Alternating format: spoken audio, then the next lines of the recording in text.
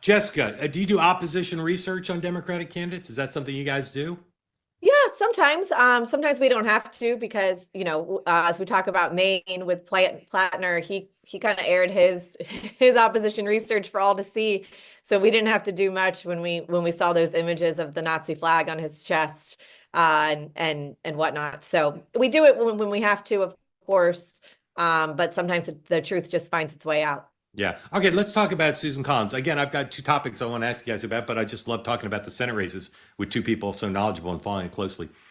Susan Collins obviously is a rare senator who represents. Well, first of all, I think she's literally the only Republican member of Congress from New England now, right? There's no House member. Up until, yeah, it's actually really funny because up until 2024, she was the only Republican along the whole East Coast. But now we have Dave McCormick in Pennsylvania. Right. And so if you kind of count Pennsylvania Yeah. as, Well, at it's least not. mid-Atlantic, It's Northeast, but it's not New England. nope, But you're right. He's an aberration, a bit of an aberration. And she represents a state won by the president, who's the other party won the presidential. Harris. Yeah. Harris won Maine. What's the anticipated, Matt first, and then Jessica? Regardless of whether it's Plattner or the governor, what's Mills? What's the anticipated negative frame on Collins? Simply that she votes too much with Donald Trump, or she's been there too long? What's the Democratic message going to be? Yeah, Matt. I think both those things. I mean, first of all, to your point, out of the last 60 Senate races, she is, I believe, the only senator that won a state where her party lost the presidential Yeah. in presidential cycles. So she is an outlier. This would be, I think, her sixth term. She pledged to serve two. She's somewhat over that pledge at this Yeah. point. So I think there will be like really time to move on from Susan Collins.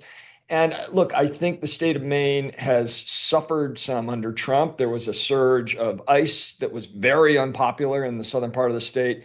The governor, Janet Mills, is quite popular. And I think that's going to be the real issue is she too close to Trump? She does Yeah. occasionally Yeah. express disappointment, Yeah. but she doesn't really vote against him. Well, she does sometimes. Yeah. She does sometimes. When she's not needed. Jessica, two She takes things a for walk, right? Right, two, right. That's what we say. She yeah. took a walk. Yeah, two things that MAGA wouldn't be particularly thrilled about, at least classic MAGA. One would be bringing home pork, right? Extra government spending, and the other would be opposing Donald Trump, voting against Donald Trump. Those would seem to be the two things she plans to run on, as best I can tell. That she's the head of appropriations and she brings stuff back, and that she's independent. So it seems like a little confusing for a group like yours, which is pretty aligned with the president. Are you going to just be able to run supportive messages for her on those two anti-MAGA points? So I don't think that your first point actually holds water in today's MAGA. It's much more akin to the Tea Party of cutting spending and returning a balanced budget and getting rid of waste, fraud, and abuse. Trump did some of that with Doge, but Trump is actually much more comfortable with big spending bills, as we've seen, much to Well, conservatives today. in reality, but that's not what most people in MAGA would prefer. If you said, "Do you want smaller government?" Right? That's right.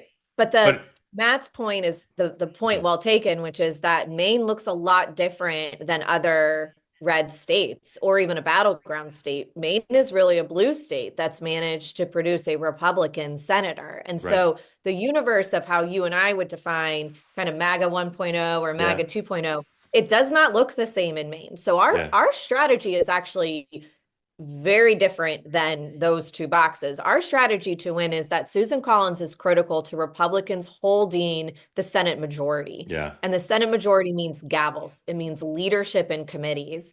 And if we're going to be, if the Senate writ large is going to be successful as a partner to President Trump for nominees or policy, reconciliation bills, NDAA, et cetera, Republicans need to hold the majority.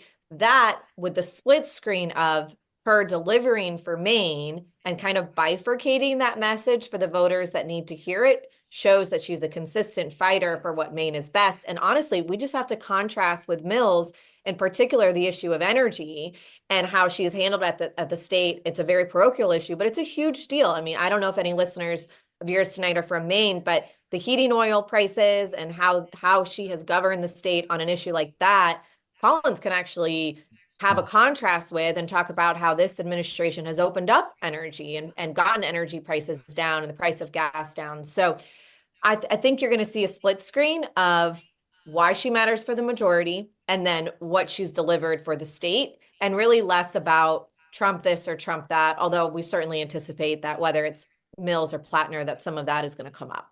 Right. I have to say, up until recently, I thought it was silly to talk about Democrats winning control of the Senate. But it seems pretty obvious now that Texas and Alaska, I think, are silly. Maybe I'll be wrong about that. But it seems pretty obvious that there's a clear path now. Democrats hold Georgia and Michigan. Neither of those is implausible at all, though I think Mike Rogers is a very strong candidate. And then they win Maine, and they win North Carolina, and they win Ohio, and they win Iowa. Right? Yeah, you just described a really bad night for me. But so it is a really bad night for you. But all I'm saying is it's not an implausible night, even today, even before we see a blue wave cresting more. Given who the candidates are, given the voting history of those states, given the money situation, that night's not. It's not even. It no longer to me. It's even implausible. Right? I mean, certainly you could lose North Carolina and Maine. There's no doubt that you could lose those. Democrats have very strong candidates. And it's an off year for the Republican Party, midterm for the Republican president. And then in Ohio, I just keep hearing the incumbent Republican senator makes Governor Beshear look like Liberace. He's a very boring guy. He's very.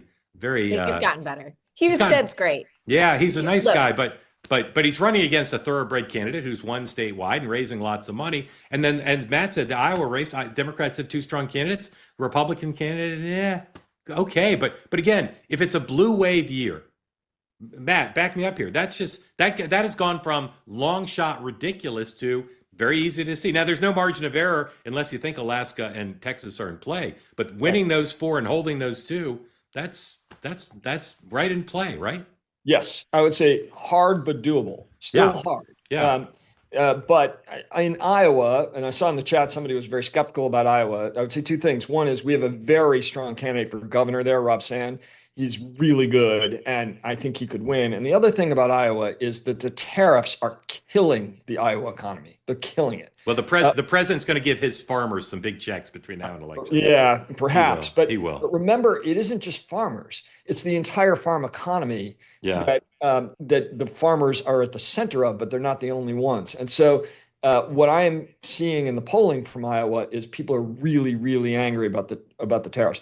And I'll say one other thing.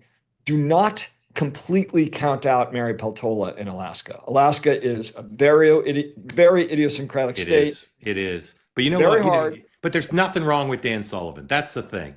There's nothing wrong with Dan Sullivan. Unless people are super pissed at Trump. Yeah. They might be. They might be. Let me ask you guys one more question. I could talk about the Senate races all night, but we got to get to the news of the day, and I got to ask you my two idiosyncratic questions. But let me ask you one more. And this is something I've been on for a week, and I can't understand where I'm off, and I haven't heard anybody else talk about it. It doesn't matter to James Blair if Hakeem Jeffries is speaker by 5 votes or 20 votes. Right. Doesn't matter. So why should the Trump machine that may have $1 billion to spend, why should they spend any money on the House? Why don't they just help Jessica hold the Senate?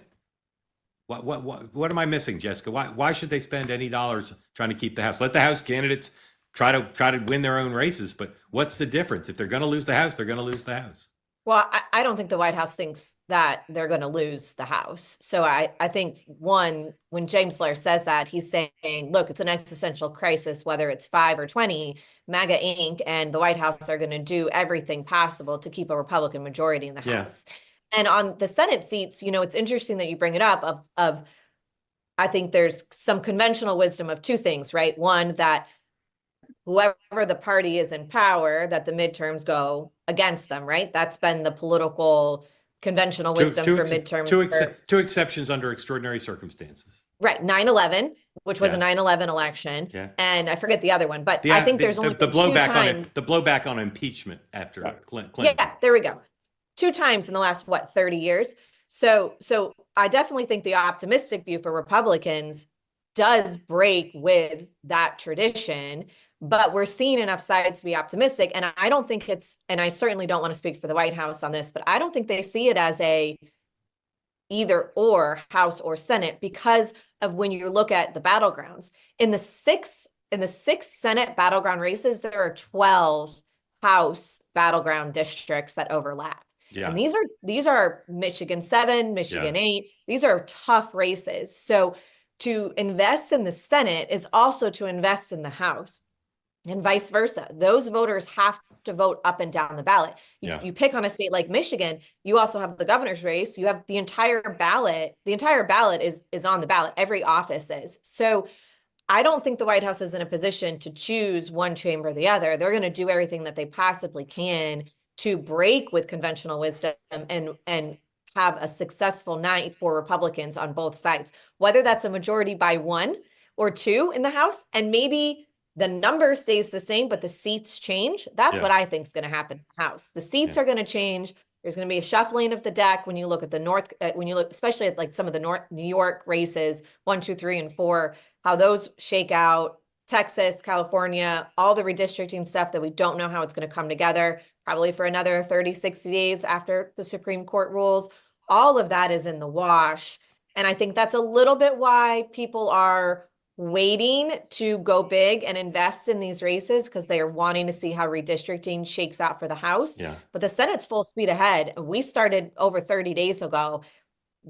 Elections don't start, you know this, elections don't start at Labor Day anymore. You have to start early, especially for these inconsistent, low propensity voters. Let me ask you guys one more Senate question. It's really related to the Senate, and then we're going to have to move on. Although I will say, thank you both. I love this platform and I love the show. This is the best conversation I've heard about the Senate anywhere. You won't hear anything like this on cable news.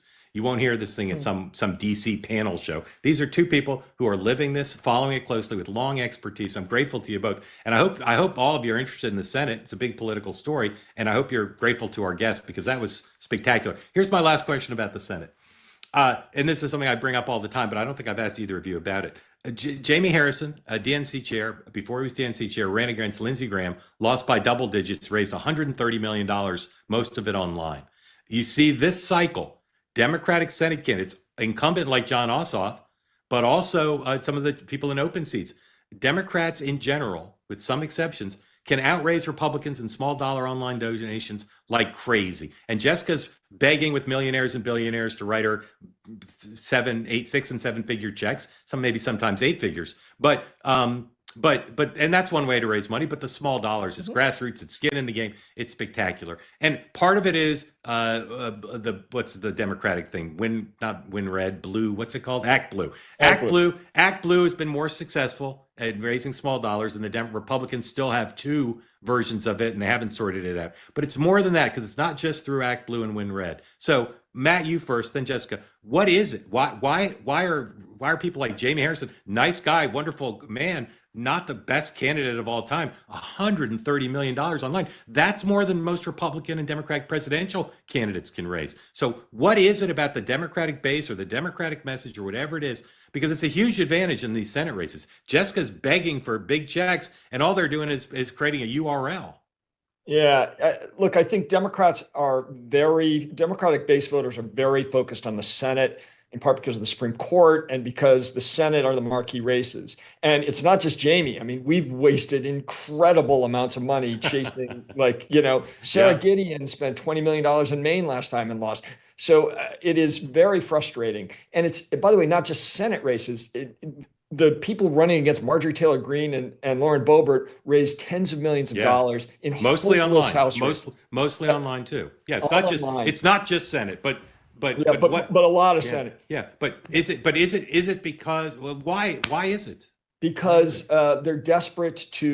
these voters are desperate to win, because they're getting 400 texts a day from people like Jamie telling them, I can beat Lindsey Graham and we're going to do it. They're getting 400 texts a day from Mike Rogers in Michigan too. I don't understand the Republican side. Jessica will have to address that. Jessica, why? I understand partly why Democrats are doing well. Jessica, what is it? Why can't you all raise the same amount of money online? It's a complicated answer. I would say it's definitely not true that big billionaires and millionaires are only giving to Republicans. Like, let's be honest, they're also writing Big checks to Democrats. They are, but they Big got checks. but they And got Hollywood We'll writes take more. Yeah. Yeah. Yeah. And Hollywood writes all the checks to Democrats. You know, Yeah. we have Nicki Minaj at one thing and we're like, holy cow, like yeah. this is a Hollywood person. What's happening? Although you have Silicon Valley crypto and AI now, that's pretty good.